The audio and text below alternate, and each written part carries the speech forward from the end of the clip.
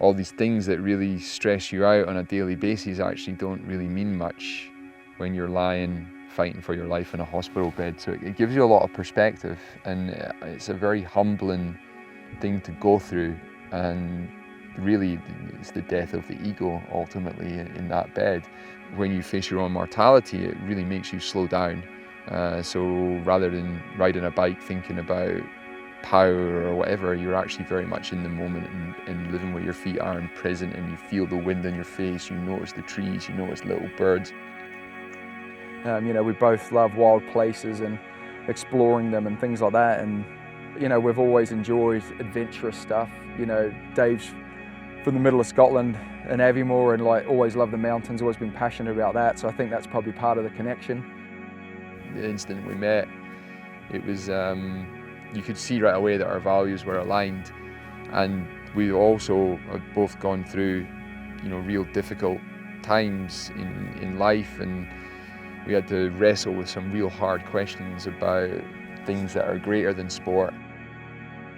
I have a degenerative eye condition called retinitis pigmentosa, which, to put very simply, is it's tunnel vision.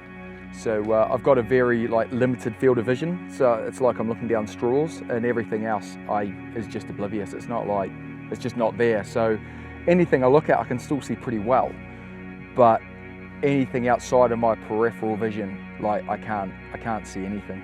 I'm going to go blind at some point, and I've been super fortunate that it's, you know, I was kind of like 10 years ago I was diagnosed, and they said worst case scenario, be 4 years you'll be blind. So man, I'm living on borrowed time with my eyes, so I'm pretty stoked about that.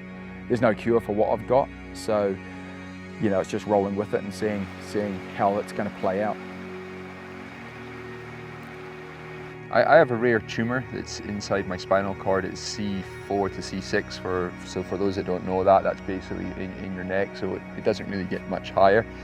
Any higher, then for sure I wouldn't be alive. So I'm really living a life in millimetres. The tumour presses onto the nerve root that supplies the nerves to the lungs for my breathing, and ultimately the race I have is the tumour growing, crushing all of my nerves, which will ultimately paralyse my whole body and stop me breathing, and I would die.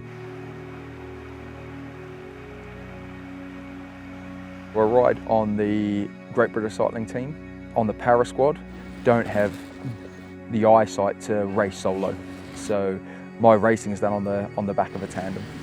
I guess my biggest achievement is Paralympic gold medal, which I've been fortunate enough to win 2 of, and a silver and a bronze as well, so I've got a complete set of them, and a Commonwealth bronze medal, 3 world titles across the track and the road, and a handful of national titles. After my diagnosis, I had, I think, probably about 6 months, which were pretty dark. I don't know whether you could class that as depression or not, I don't really know, but certainly the way the path I was taking in life was to go down the alpine guide route, and that was, you know, just wasn't going to be apparent. Like, climbing was everything to me, it was my whole life, and to find myself again, I had to go back climbing and prove to myself that I could still be who I wanted to be. So I soloed El Capitan as my is probably still probably the greatest achievement in my life to date, I think. When I got over the top of that, it amazed me what I guess what I was capable of. I just thought, well, if I can do this, you know, kind of what else can I do? And I think at that point I probably put it to bed once and for all.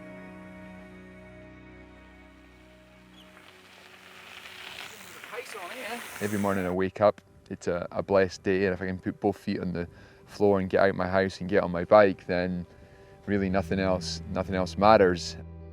I was first diagnosed in 2010 as I was training with the British rowing team, preparing for London. And I guess no one ever trains you for that moment. You know, you hear of cancer and these things, but you never really think, especially when you're an extremely fit athlete and you're focusing on reaching targets and stuff, it never really occurs to you that it's going to happen to you. From the first surgery in May 2010, they cut open the front of my neck, they went in, had to take vertebrae out, cut in to remove the tumour. I woke up from that surgery, about 6 days later, suffered a spinal stroke, found myself back in hospital fighting for my life. I'd gone into hospital as a 100-kilo rower and woke up a few weeks later at 65 kilos, unable to move my legs, unable to stand. Fast forward 2 years from waking up paralysed, I crossed the line in London with first with a gold medal at the Games. That was the start. From there on, I've been diagnosed 4 times with the recurrent tumour. I've had 6 spinal surgeries, and in 2016 I had a 10.5-hour surgery and never walked again. The one thing that's been a huge saviour for me is my bike and my friends. I've always got on with Dave, and it's great to be there and kind of be at the end of a phone when he needs it, and supporting and stuff like that. But it's just what mates do. But yeah, I guess it's not easy, is it? It's pretty brutal watching your. I mean, the thing about Dave is, like, when I met him, if you could think of this perfect, Dave was a rower, so he's 6'7" or something, and he was like chiseled out of marble. He was like the ultimate athlete. And a few months back he came and stayed at my house, and I literally kind of had to watch him kind of crawl up the stairs to get up the stairs, and it's just like that kind of hits you pretty hard. I can't really walk very far, but I can go and cycle 100 kilometers. So the only time I can escape hospitals, death, all of this stuff, is the minute I feel that cleat click in. When I clip into the bike, I'm cancer free and I'm no longer paralysed.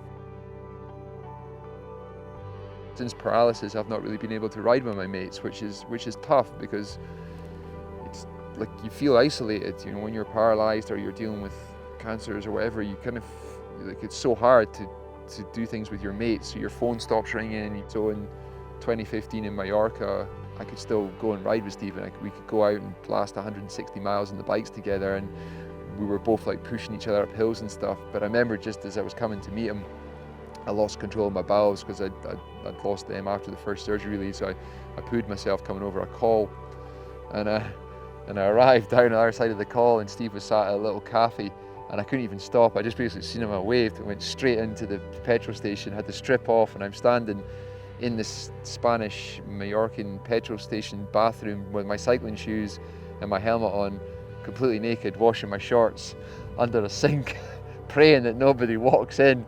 Came out, got Steve, and we were cycling up the first climb, and he's like, "Do you smell shit?"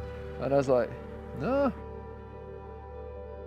It makes me laugh. Whenever we catch up now, we never talk about racing or results or past glories or anything like that. It's always about what have you been riding and where have you been. Humour is really important when you're dealing with medical stuff that can be pretty heavy, and it can be quite a dark thing to talk about. I think when we kind of keep it light. Because every time you go into surgery, there's a risk that you might die, or there's a risk that you'll be paralysed from the neck down and never ride again. So I always came to Aviemore to ride and enjoy the roads and to savour these moments. And we've just had a Commonwealth Games, and I've come back to Aviemore, but I've not been diagnosed. I'm not going into surgery. I'm actually here to ride on the roads, but also to jump on some of the gravel tracks with Steve, do some riding. It feels like an outer body experience, to be honest. I kind of feel that I'm sort of looking down from somewhere else and seeing that, because I've not gone so long without these diagnoses. So I'm in this sort of uncharted territory where I'm actually being given this gift of life. There's just little moments within all the darkness where you see the beauty of life. It's kind of nice when a friendship outlasts just a time on together on a team. I like to think that I've got a friend for life, and that's pretty special.